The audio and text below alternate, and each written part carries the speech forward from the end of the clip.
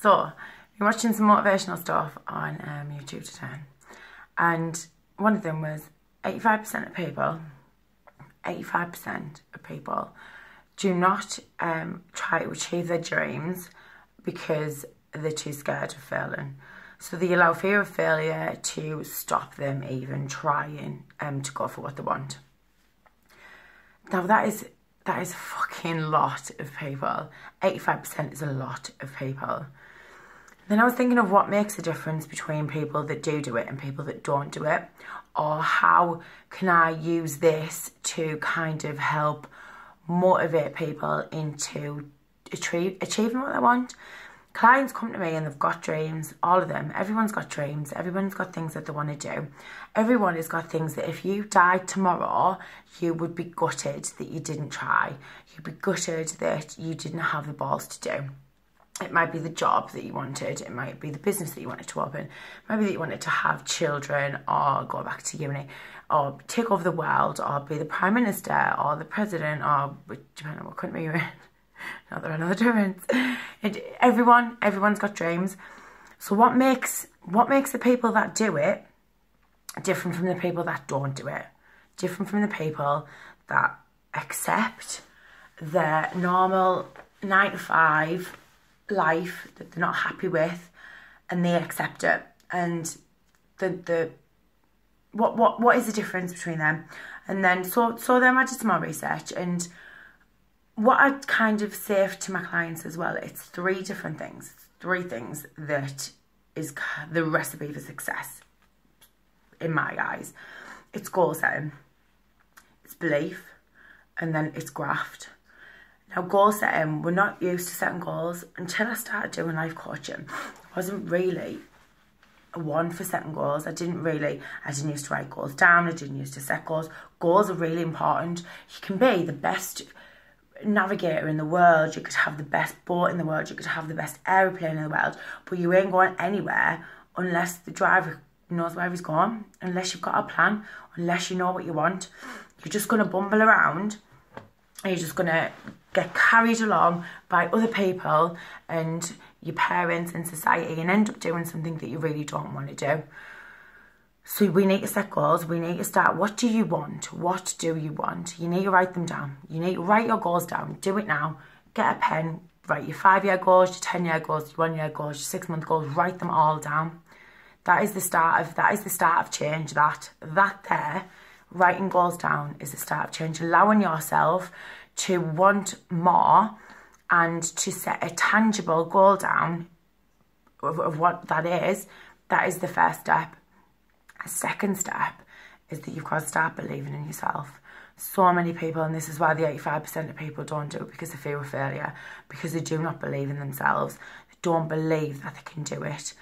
Our mind, there's your subconscious and your conscious, but long story short, your mind is kind of like it was in caveman times. It is there to protect us. It doesn't want you to do new things. It doesn't want you to go out your comfort zone. It needs you in your comfort zone because your comfort zone keeps you safe. Your comfort zone knows where, you know where you're going to work every day. You take the same route to work probably every day. You hang around with the same people every day. You probably eat the same food. Some people eat the same food every, they have Monday food and then Tuesday food. Unless it's takeaway, which could be any night. They do that, and your brain likes that. Your brain loves it when you're in a comfort zone, and that's why so many people get lazy and stay in their comfort zones, because their brain goes, this is cool. I like this. You are safe here. You keep doing this. This is good for me. Your comfort zone has nothing that you need and nothing that you want. So your brain will tell you that you can't do it. Your belief system will tell you, maybe your parents told you weren't good enough, or society, or whatever. It makes no difference. It makes absolutely no difference where your belief is now to what you can get. That doesn't matter. You need to just stop telling the same story. Stop telling the story of how you can't do it, because you can. You work out how to get your belief. You read motivational books, you read self-help books, you learn about the law of attraction, you use affirmations to reprogram your subconscious. You get out your comfort zone, you do things that scare the crap out of you because it brings you confidence. There's a number of things that you can do to improve your belief in yourself. But it brings me down to number 3, the willingness to kind of get off your ass and do it. And this is where people fail. we'll get onto the excuses in a minute, but if you want something, if you really, really want something, any goal, if you want to be fit, if you want a new job, if you want a good relationship, you have to be willing to put the work in. You wouldn't expect to be an Olympic gold medal swimmer if you've just done 20 minutes in the pool the day before. You would think that that would be ridiculous to assume that you could do that. Well, that's the same. You can't expect to be confident. You can't expect to have supreme belief in yourself if you just wake up one day and you've done 20 minutes work on yourself the day before. This is where we are work in progress. Your mind, as soon as you stop doing the law of attraction, as soon as you stop telling yourself that you can do it, as soon as you stop reading motivational books, your brain kicks back in. Your normal brain kicks back in and just goes, you can't do it. You can't do it. You're stupid. You will have what you've always had. And so it's a constant working with yourself to get you out of those old thinking patterns. And it's got to be done every day. And then there's the excuses like how I'm too busy. I've got a full-time job. I have children. Yeah, they're not reasons. They are excuses.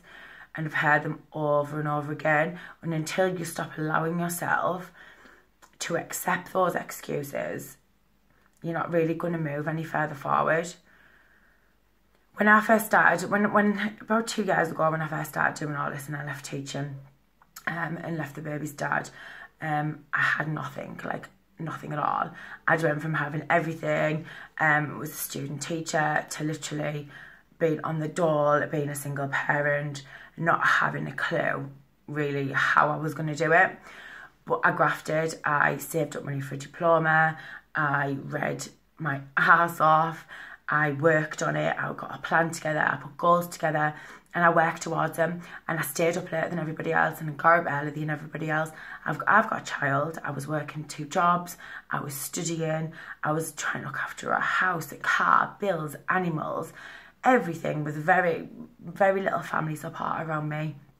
I haven't seen one of my best friends in about 4 months at the moment, because I'm still doing that. I'm still working on myself. I'm still working towards my goals. But you need that sort of dedication with anything. If you want a fit body, you have to go to the gym every day. You have to eat healthy. You have to do it. You can't expect to get what you want by sitting around and telling the same story and telling the same excuses to yourself, because it doesn't work. And that's the difference between successful people and people that settle. It's setting goals, it's having belief in yourself, and it's working your ass off. And if you follow that, everything will fall into place. The universe will move out of your way to give you everything that you want. I've watched it happen for me. I'm still getting there. I mean, I only qualified a year ago, not even a year ago, qualified 11 months ago. And so much has happened in that year because I've put the work in, because I believe in myself, because I don't party anymore, because I don't go out a lot, because I know what's important to me now, and I'm fully focused on that. I'm focused on myself, on my career, and on growing. And that's the level. You need to have that level of dedication. If you want anything to change, you're not just going to wake up and find that it's changed. You work towards it. But apart from that, if you're willing to do that, you can literally have anything you want in the world. You can be anything that you want. But you've just got to focus, and it doesn't happen overnight, and you're going to fail. Failure is the way that you succeed. You don't get anything without failing. The guy that invented the light bulb, 10,000 times, he fucked it up until he got the actual light bulb to work or whatever. I don't understand electricity. But this is my point. If he'd have failed it the first or second time, we might not have light yet. Well, we will, because someone else would have invented it. Someone else that was willing to keep on trying. That's the difference, isn't it? That is the difference. What are you willing to do? What are you willing to do to achieve your dreams? That's the question. And if you're not, and if you don't do anything different, then you're not going to have anything different ever. You will just continue to have what you've always had. But the decision is yours, as always. Love you all. Bye.